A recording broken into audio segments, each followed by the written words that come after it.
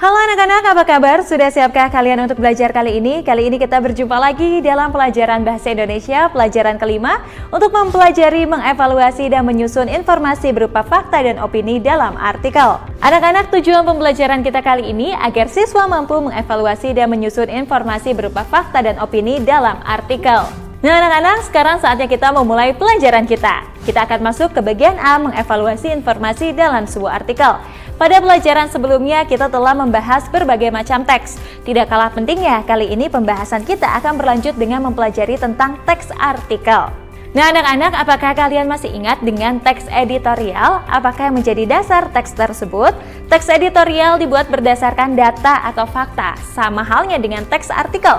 Teks ini pun disusun atas dasar informasi yang bersifat faktual. Baik teks editorial maupun teks artikel, keduanya merupakan teks yang menyampaikan informasi dan diikuti dengan opini atau pendapat dari penulis. Teks editorial dan artikel ini termasuk dalam golongan teks opini karena ditulis berdasarkan aspek sudut pandang penulis itu sendiri. Itulah persamaannya. Nah anak-anak, lalu apakah perbedaannya? Yang membedakan antara teks editorial dengan teks artikel adalah penulisnya. Teks editorial dibuat oleh penulis yang mengatasnamakan redaksi surat kabar, sedangkan teks artikel dibuat oleh seorang penulis atas nama pribadi. Penulis teks artikel mencantumkan namanya di bawah judul artikel. Nah anak-anak, kamu dapat menemukan teks artikel di surat kabar, majalah, atau internet, sama halnya seperti teks editorial. Artikel-artikel tersebut ini dapat membahas suatu topik tertentu yang sesuai dengan kebutuhan pembaca, seperti tentang pendidikan, kesehatan, sejarah, agama, ekonomi, politik, penelitian, dan lain sebagainya. Nah anak-anak, sekarang perhatikanlah contoh artikel yang berisi opini berikut ini. Contoh artikel opini, ketergantungan masyarakat terhadap ponsel cerdas. Di era serba digital ini dapat dikatakan bahwa hampir seluruh masyarakat memiliki smartphone atau ponsel cerdas. Terlebih lagi di masa pandemi, ketika pemerintah memberlakukan kebijakan PSBB atau pembatasan sosial berskala besar, masyarakat memiliki ruang gerak yang terbatas untuk melakukan kegiatan di luar rumah. Akhirnya, masyarakat mengandalkan smartphone untuk melakukan segala sesuatunya, termasuk untuk bekerja, bersekolah, atau berbelanja. Dari hal-hal inilah, ketergantungan terhadap ponsel cerdas mulai menyebar ke seluruh lapisan masyarakat. Ketergantungan masyarakat terhadap smartphone ini cenderung meningkat dibanding tahun-tahun sebelumnya. Masyarakatnya sudah tidak bisa lagi melakukan aktivitas rutin atau sekedar jalan-jalan menikmati kuliner, menonton sinema, maupun bertemu sapa dengan teman di tempat-tempat umum, kini mempercayakan seluruh aktivitasnya pada sebuah perangkat mungil dan cerdas. Melihat kesempatan bagus ini, produsen smartphone pun kian melengkapi fitur-fitur yang dapat memancing minat masyarakat untuk melakukan segala sesuatu yang lebih menarik, cepat, dan mudah. Kini ditambah dengan adanya kebutuhan untuk dunia pendidikan berbasis online, maka daya beli masyarakat akan ponsel cerdas pun mengalami peningkatan yang lebih signifikan.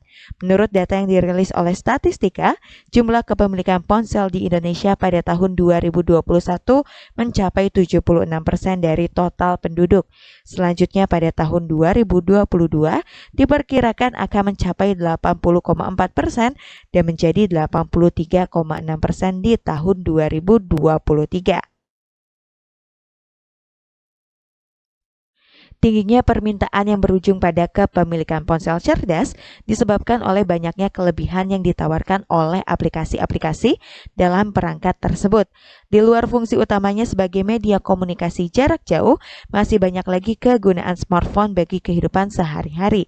Masyarakat kini dapat dengan mudah mengakses informasi yang dibutuhkan, misalnya membaca berita terbaru secara online, menonton video-video bermanfaat, atau mencari artikel mengenai suatu topik tertentu. Kemudian dapat juga menggunakan smartphone sebagai dompet digital, yaitu untuk membayar tagihan, mentransfer sejumlah dana kepada orang lain, membeli kebutuhan pribadi, atau transaksi keuangan lainnya. Bagi masyarakat yang membutuhkan hiburan di waktu senggang, tersedia pula berbagai game dan tontonan menarik seperti film atau drama yang dapat diakses dari beragam aplikasi. Fenomena penggunaan smartphone ini memang tidak dapat dipungkiri sudah merambah hingga ke semua umur. Berdasarkan data dari Badan Pusat Statistik di akhir tahun 2020, sebanyak 29% anak usia dini di Indonesia sudah diberikan handphone oleh orang tuanya agar tidak menangis atau mengganggu kesibukan mereka. Sedangkan menurut APJII atau Asosiasi Penyedia Jasa Internet Indonesia, masyarakat pengguna internet di Indonesia pada tahun 2021 mencapai 77,02% dengan rentang umur dari 13 hingga 54 tahun. Mereka menggunakannya untuk mengakses berita 92,21%, bekerja atau bersekolah dari rumah 90,21%, menggunakan layanan email 80,7%, mengakses layanan publik 84,9%, mengakses layanan keuangan 72,32%, mengakses transportasi online 76,47%, mengakses konten hiburan 77,25%, dan melakukan transaksi online 79%. Kepemilikan ponsel cerdas jika dipandang dari sudut pandang yang positif memiliki banyak keunggulan. Bagi anak-anak balita, mereka akan lebih cepat mengenal huruf, angka, warna, dan juga bahasa. Siswa-siswi sekolah juga dapat melakukan kegiatan belajar mengajar dan memperoleh informasi dengan mudah. Masyarakat yang berusia dewasa pun dapat bekerja dan memenuhi kebutuhannya melalui ponsel. Namun, di luar itu semua, perlu adanya pembatasan penggunaan ponsel untuk mencegah terjadinya gangguan kesehatan, baik secara fisik maupun psikologis. Salah satu lembaga riset menyatakan bahwa selama masa pandemi ini, rata-rata masyarakat Indonesia mengecek ponselnya sekitar 3 menit sekali dalam sehari dan menggunakannya selama 5,5 jam per hari, melebihi tingkat rata-rata dunia yang hanya 4,8 jam per hari. Memandang era serba digital dari kacamata kesehatan memang kurang sejalan dalam penalarannya. Di satu sisi, smartphone sangat berguna bagi kehidupan masyarakat sehari-hari. Namun, di sisi lain, penggunaan smartphone yang berlebihan akan berbahaya bagi kesehatan. Pemanfaatan fitur-fitur menarik dari sebuah smartphone dapat membuai masyarakat hingga menghabiskan waktu lebih lama dari yang seharusnya. Ketergantungan ini hendaknya dapat dikurangi untuk kebaikan dan kesehatan pemilik ponsel sendiri. Lebih banyak berolahraga, bersosialisasi dengan keluarga, berkebun, membaca buku, membuat kerajinan tangan, atau meditasi merupakan cara-cara mengalihkan pikiran kita dari ketergantungan menggunakan smartphone. Jika hal-hal ini dilakukan, maka dengan sendirinya generasi menunduk secara perlahan akan menghilang. Mata sehat, pikiran pun sehat. Anak-anak, bagaimana caranya menentukan fakta dan opini dari sebuah artikel? Cermatilah penjelasan berikut ini ya. Fakta dan opini dalam sebuah artikel. Satu fakta yang akan kita pelajari. Fakta merupakan pernyataan yang menunjukkan bahwa suatu keadaan atau peristiwa benar-benar ada atau nyata terjadi. Dengan kata lain, fakta yang disampaikan adalah sesuai dengan kenyataan. Fakta bersifat objektif karena memiliki jawaban pasti dan dapat diselidiki kebenarannya atas pertanyaan apa, kapan, di mana, berapa, dan siapa. Contoh, pemerintah telah berupaya untuk menjalankan program vaksin gratis untuk kesehatan masyarakat. Kecelakaan pesawat terbang di Yogyakarta mengakibatkan 22 orang meninggal dunia. Berikutnya, Indonesia memproklamasikan kemerdekaannya pada tanggal 17 Agustus 1945. Yang kedua, opini. Opini merupakan pernyataan yang berdasarkan atas penilaian atau pendapat seseorang atau kelompok.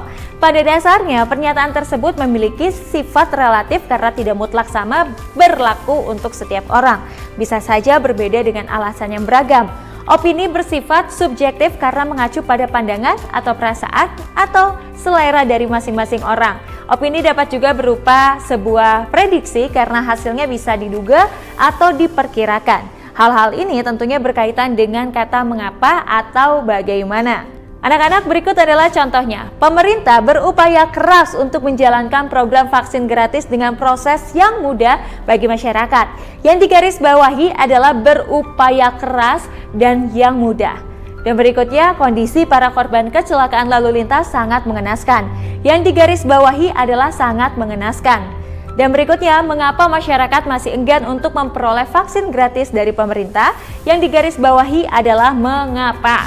Anak-anak, jika kita perhatikan contoh teks artikel ketergantungan masyarakat terhadap ponsel cerdas, sumber informasinya berasal dari fakta-fakta yang kemudian ditunjang dengan opini atau pemikiran dari penulis. Struktur artikel tersebut terdiri dari judul, nama penulis, pendahuluan, isi, dan juga penutup. Setelah itu, penulis menampilkan informasi yang berupa fakta hasil riset mengenai jumlah kepemilikan ponsel pada tahun 2021 sebagai dasar opini pada paragraf kedua. Penulis juga memberikan fakta hasil survei tentang jumlah penggunaan internet di tahun 2021 pada paragraf keempat beserta dengan penjelasan persentase untuk mendukung opininya. Kemudian pada paragraf kelima, penulis memperkuat opininya dengan menambahkan fakta-fakta hasil riset mengenai rata-rata penggunaan ponsel cerdas dalam satu hari selama masa pandemi. Dengan demikian, setiap opini yang disampaikan oleh penulis selalu didukung dengan data atau fakta sebagai rujukannya ya. Nah anak-anak, sekarang perhatikanlah data berikut ini. Paragraf 1 kalimat. Di era digital ini dapat dikatakan bahwa hampir seluruh masyarakat memiliki smartphone atau ponsel cerdas. Keterangan opini yang diajukan penulis. Berikutnya kalimat, terlebih lagi di masa pandemik. Ketika pemerintah memberlakukan kebijakan PSBB, masyarakat memiliki ruang gerak yang terbatas untuk melakukan kegiatan di luar rumah.